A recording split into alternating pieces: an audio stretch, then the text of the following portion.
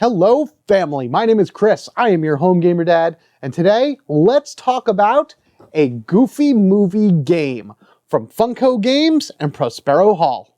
I want to talk about more family-oriented games on this particular series simply because that's pretty much what I'll be playing a lot within the future.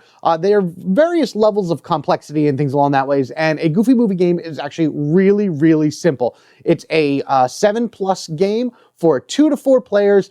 Should take roughly 45 minutes to an hour to play, give or take. And generally speaking, it is a set collection game. You're going to be moving around the giant map in order to be able to collect various cards, build up your points for the very end until Powerline makes his way to the Los Angeles arena, in which you are going to be at the concert, hopefully, and score a lot of points because being at a Powerline concert is amazing.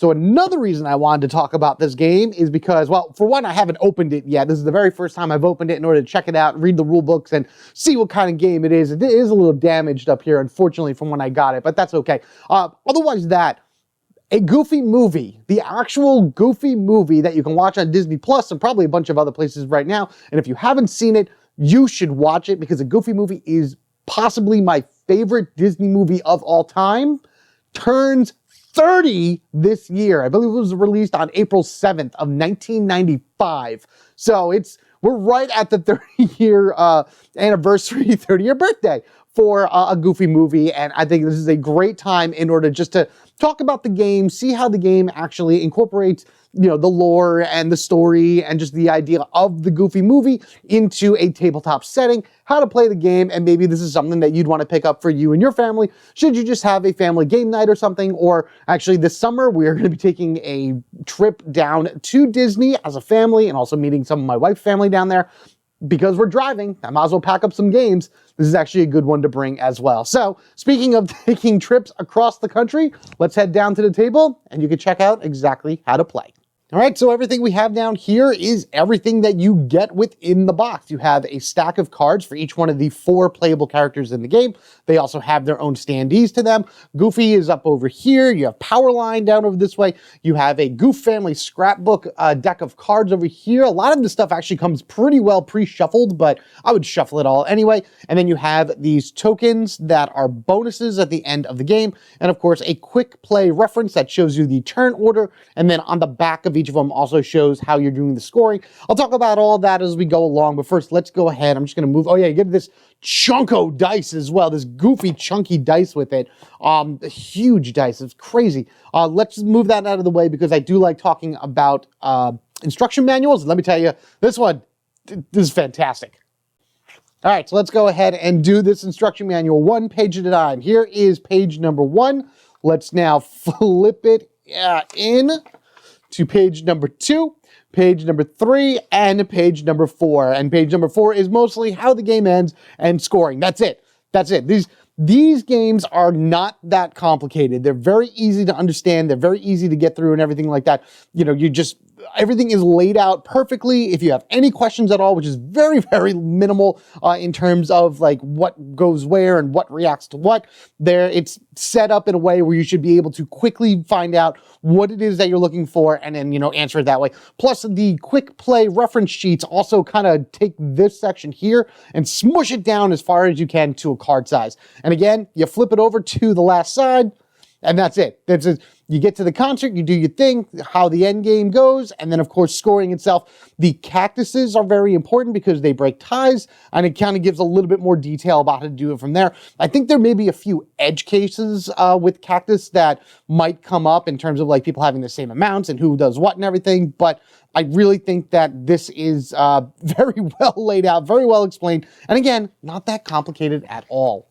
All right, so how do you play the game? The goal of it, of course, is having the most points by the end of the game. You do that by earning cards from the Goof Family Scrapbook, setting up different sets that you can make along the way. You're going to have cactus, cameras, microphones, fishing poles, and cars. You're going to collect them in various degrees, and they're going to earn you points at the end of the game. If you happen to make it to Los Angeles with one of your characters, you would take one of the better seats around here. I think this should have probably been set up a little bit better because if Powerline's literally in the center here, you want to be centered. So I would have made this 20, this 15, this 10, and this 5 just to I don't know, a little more realistic in terms of how you would sit at a concert. But first person to reach the Los Angeles Arena will be able to take the highest point value, and at the end of the game, you would gain those points.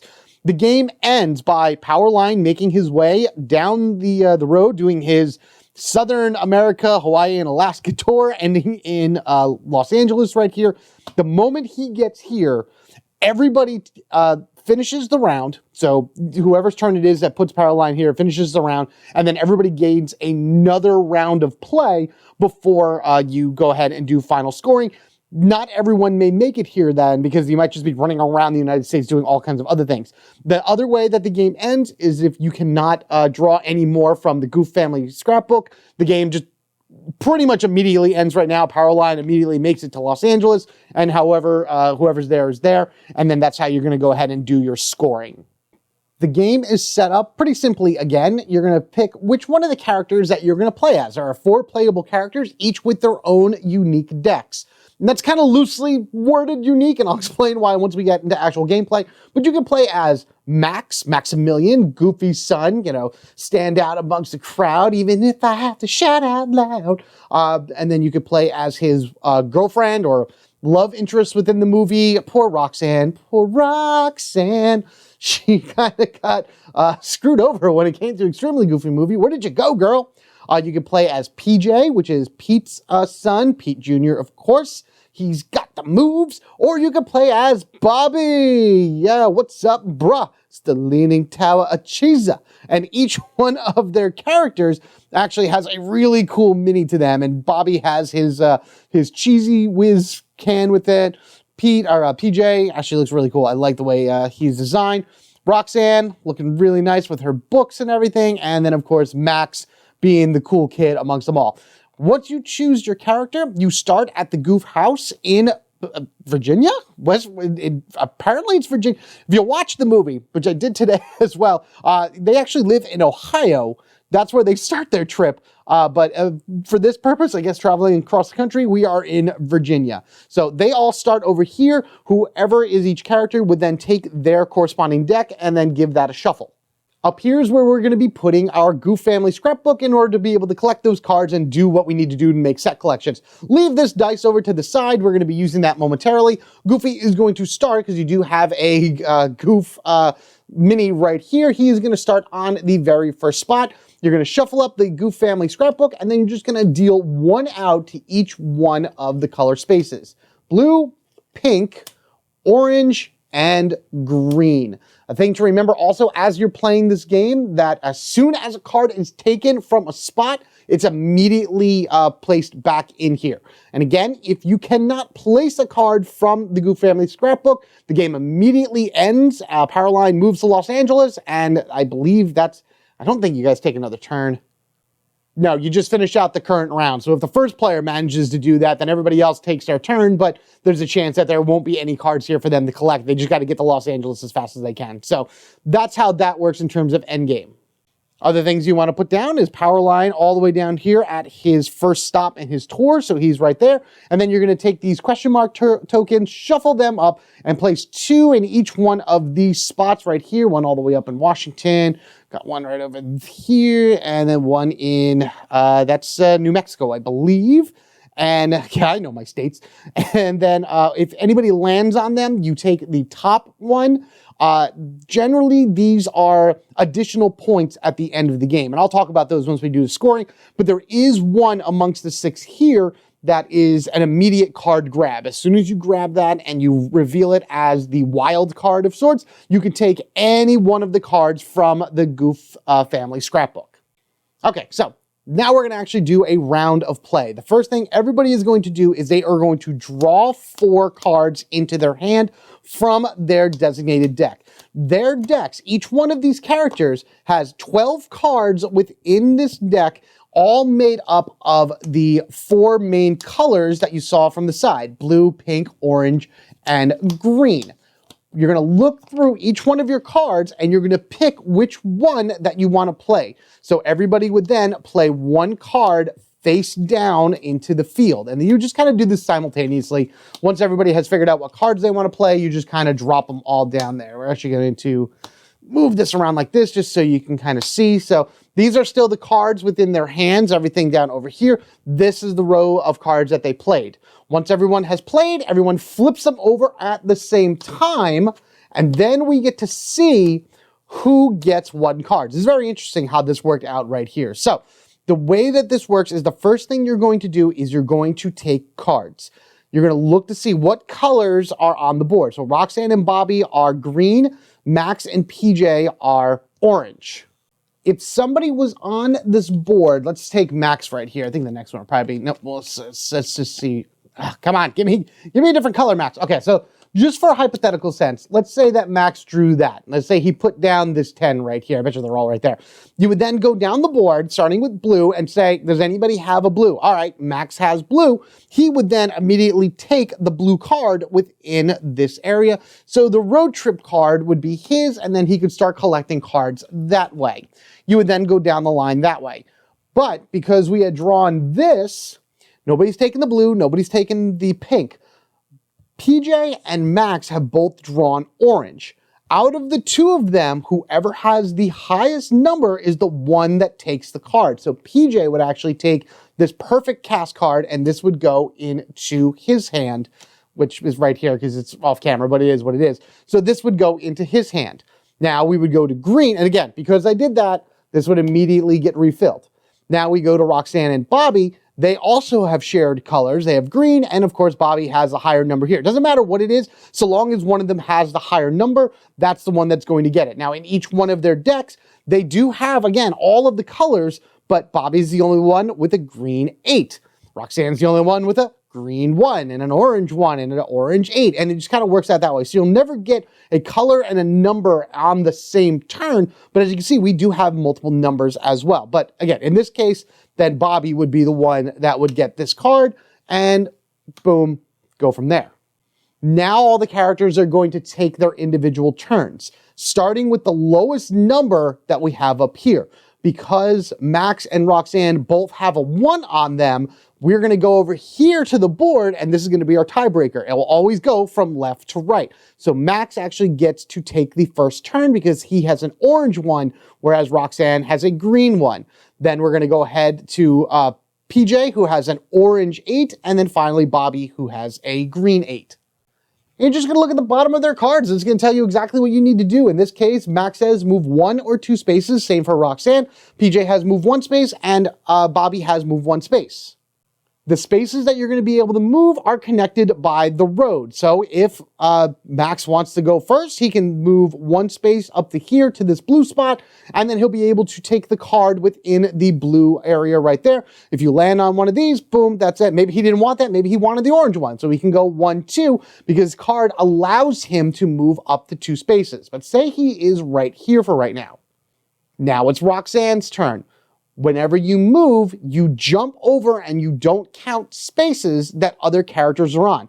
Other than the starting point, characters, well, the starting point and technically Los Angeles as well, because it's, it can hold all 4 characters. This is the only space on the board that will hold all 4 characters in the beginning of the game.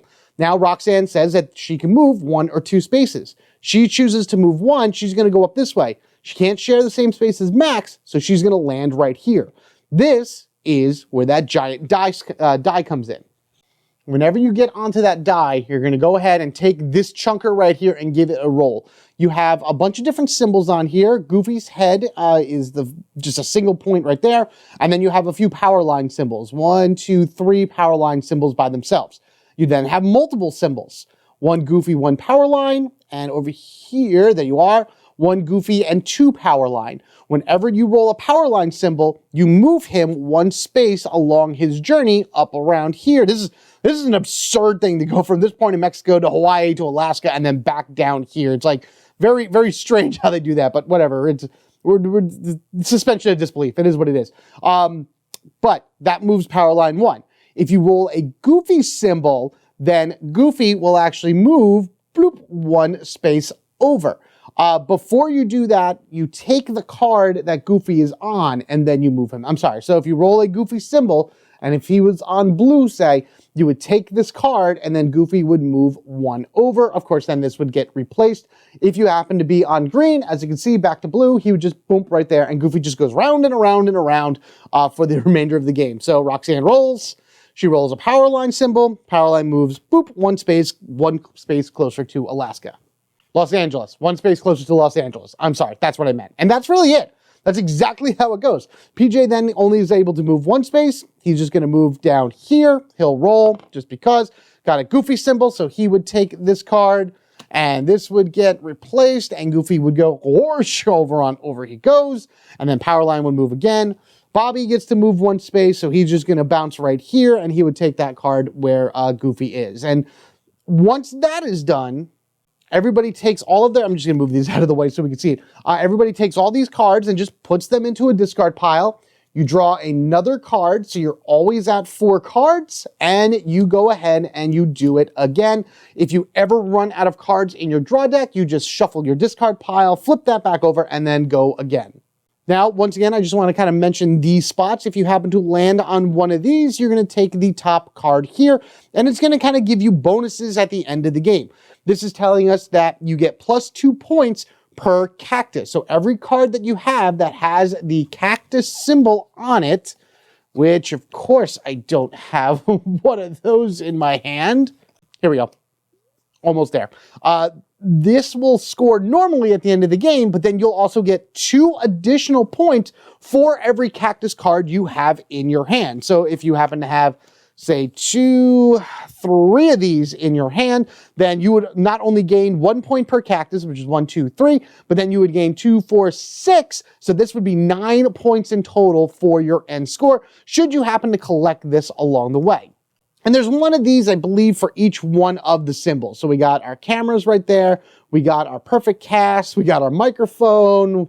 We got our card. Of course, the last one I'm picking up is the one that I mentioned before. There you go. Collect 1 card from any slot. This is immediately discarded as soon as you grab it, but it means that you grab any card at any point up here, and hopefully something in order to be able to help with your particular set that you're trying to make.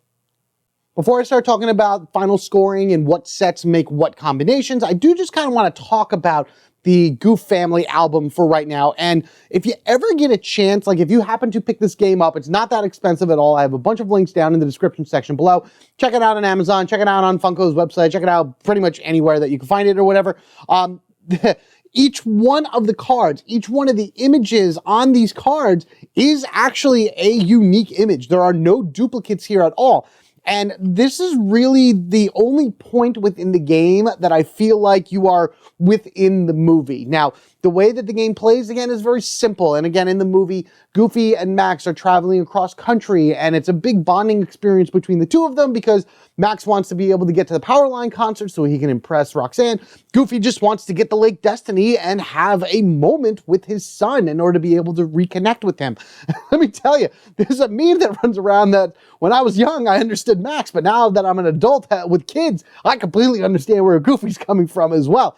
So I love why I actually even just watched it today as well, just to get an idea again of what certain points in the game or in the movie are represented within the game and everything like that. It's really more Easter eggs than anything. It's really more, you're just seeing certain landmarks and you're seeing certain things that pop up. Like you probably can't really even see that, but that's Pete's motorhome this massive motorhome that he showed them off when he was in the woods. I like this one. This is a good memory one of them being at the, the monster truck rally, which was like a blink and you miss it moment where they're doing a montage across. There's actually, the yarn ball. Another good memory of the yarn ball. There's one in here. It's Bigfoot, that entire sequence. But yeah, so again, that's kind of where you pull the movie into the game. The game itself could be literally anything. I could figure out a ton of different skins to throw on this game in order to make it do pretty much exactly what it is that it does. What makes it a Goofy movie game are these images right here, where if you are as familiar with the movie as I am, and I'm assuming a lot of you are as well if you're watching this, and if not, watch it. It is a fantastic movie. Then you'll be able to see a lot of the locations, a lot of the points of the points of the movie and everything, and then just kind of understand it a little bit better and see all the crazy stuff that these goofs ran into along their journey from their home to ultimately the concert in LA. Okay, so let's move on to end scoring now, just to kind of show you how that works.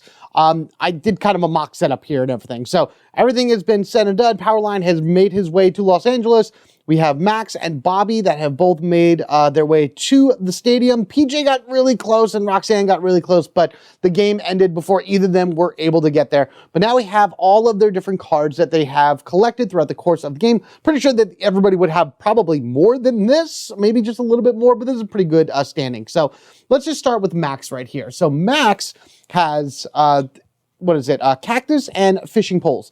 The way that the cactuses work is that you get 1 point for every cactus in your hand, and these are things that also break ties. If there's ever a point where somebody has more than another, or you need to move something or whatever, out of the characters, whoever has the most cactuses in hand is the one that will automatically win whatever tie happens that way.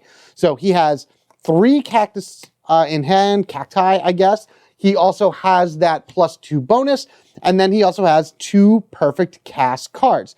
These, and they show you right on the bottom, you need 2 perfect cast cards in order to earn 3 points. He has 2 exactly. So that would be 1, 2, 3, 4, 5, 6, 7, 8, 9, 10, 11, 12 points for Max, plus 20 because he was the first one here. Max has 32 points already. Man, getting those seats are really important.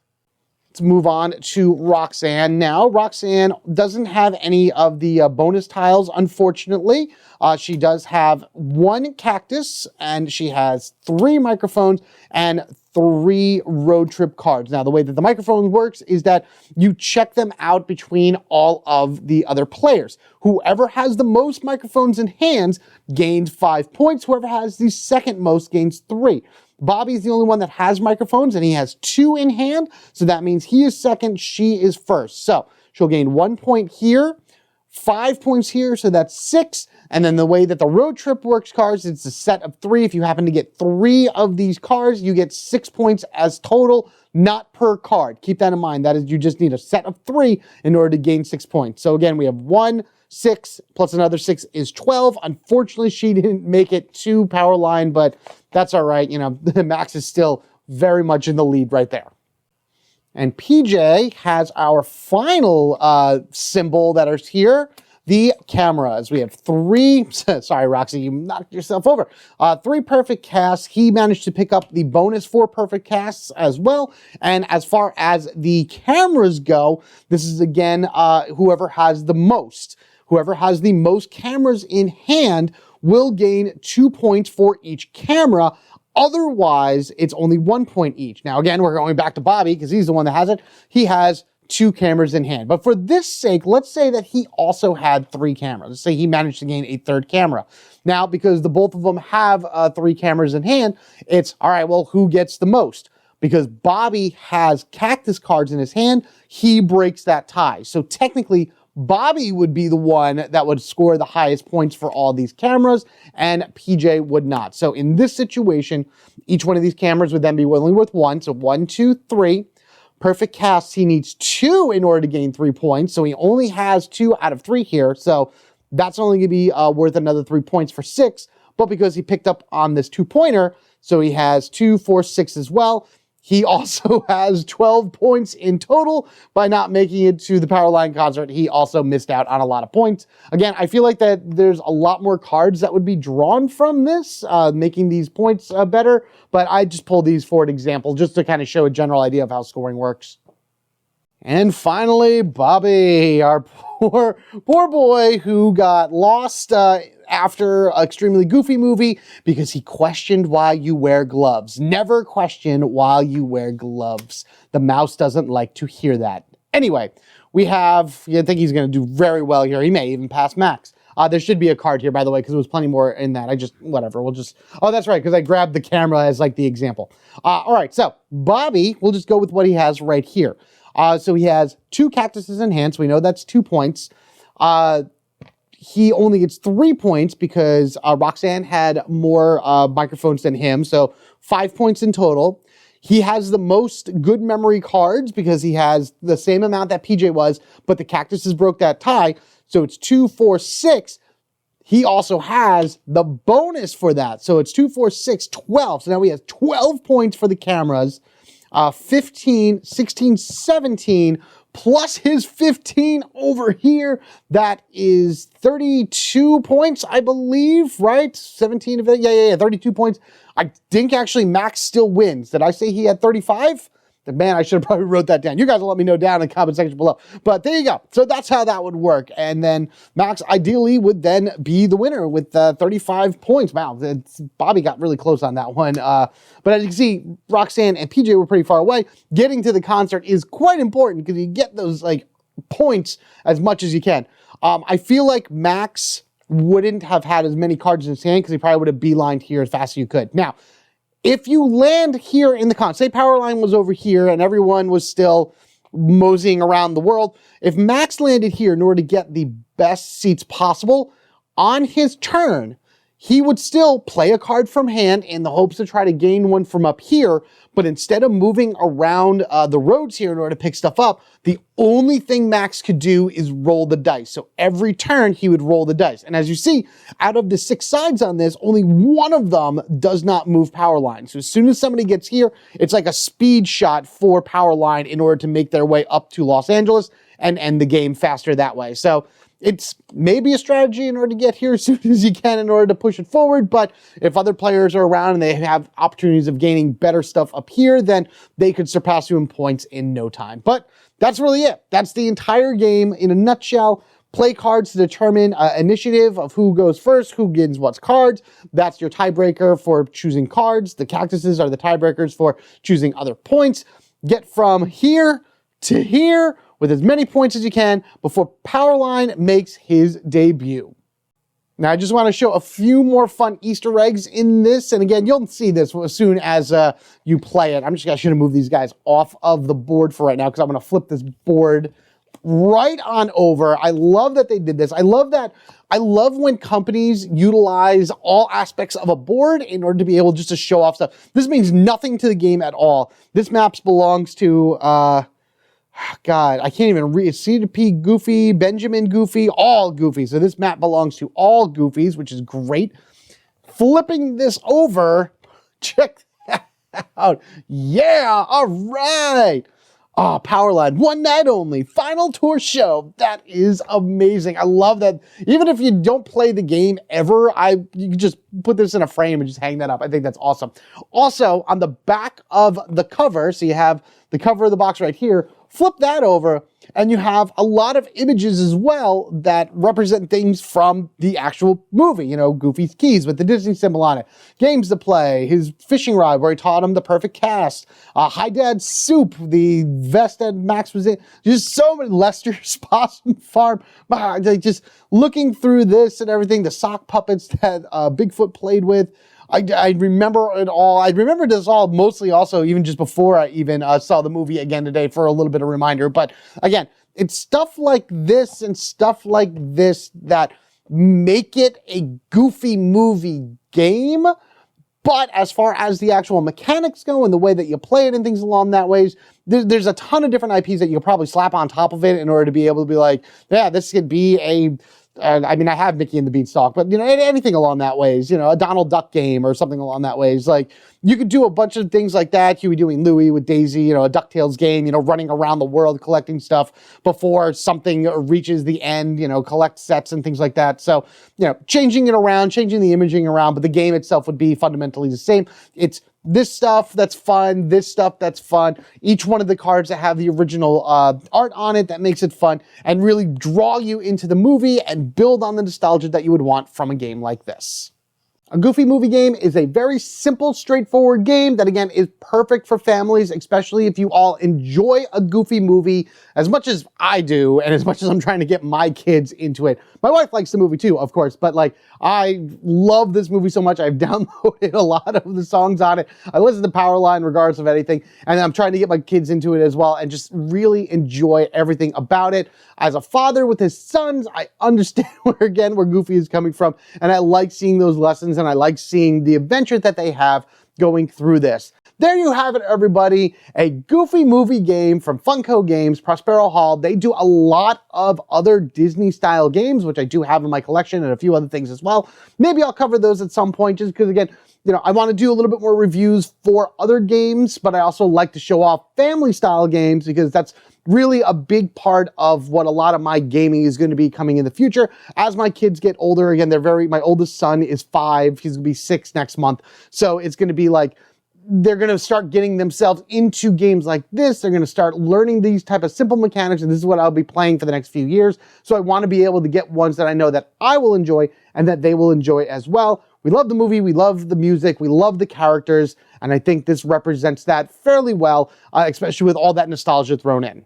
But now I'd love to know what you guys think of a Goofy movie game, or even a Goofy movie in general. Is it a movie that you're familiar with? Is it one that you watch often, or just someone that where you sing along with the music and everything along that ways? Because I know I do and everything like that. It's just a great, great feel-good movie, and I think that Funko did a fairly good job incorporating a lot of what makes the movie great, the charm amongst it, into the game itself, mainly with all those like images that, you know, bring you back to certain moments in the movie, like I mentioned before. Again, the mechanics and everything in it could be literally any game at all. They're not that hard. They're not they're not original mechanics at all. They don't scream a Goofy movie in terms of how the game plays, but at the very least, they tried, and I think for what it's worth, like if you happen to find it online for a good price and everything, then by all means, go ahead and pick this up for yourself, especially if you think that your family is going to love it. So let me know all of that, and just other games that you may be interested in to see me review down in the comments section below. I want to just try to focus some on family games. I don't mind doing 2-player plus games because there's no co-op to this, obviously. So anything like this and just other games that are popular right now that you think that I would enjoy, let me know. And who knows, maybe we will talk about them one day. So let's be sure to talk more in the future. So in order not to miss that or any other fun game I put out for you to enjoy, be sure you are subscribed to the Home Gamer Dad. If you wish to support the channel even further, there's a bunch of ways to do that down in the description section below. But as always, your view, your like, your share, commenting on the video, of course, subscribing to the channel go a long way to helping the Home Gamer Dad grow, giving me more of an idea about what games that you want to hear about, my opinions and everything, and what we share in terms of like, do you agree? Do you disagree? Because if you disagree with me about this game in all way, like if you hate this game in every way, shape, and form, let me know that too, because I'd love to hear that opinion as well. It's all sides of the coins I love to hear, because we need to know all aspects of these games in order to be able to make a right decision about a game going into our library. Again, this was a cheap one for me, and because of the theme, it was a no-brainer. But as far as the actual complexity of the game, it's for my kids, simple as that. So I'm not going to really bring this out on a board game night. Extended family would get it because they're not that great on board gamers. But if like my friends come over, this isn't exactly something that we will go ahead and play. Maybe in between certain games, who knows? With that said, always remember, if we listen to each other's heart, you'll find that we are not far apart. And maybe love is the reason why, for the first time ever, we're seeing things eye to eye. You guys have a good one. Take care of yourselves and each other. We're family forever, gaming together. I will see you in the next one.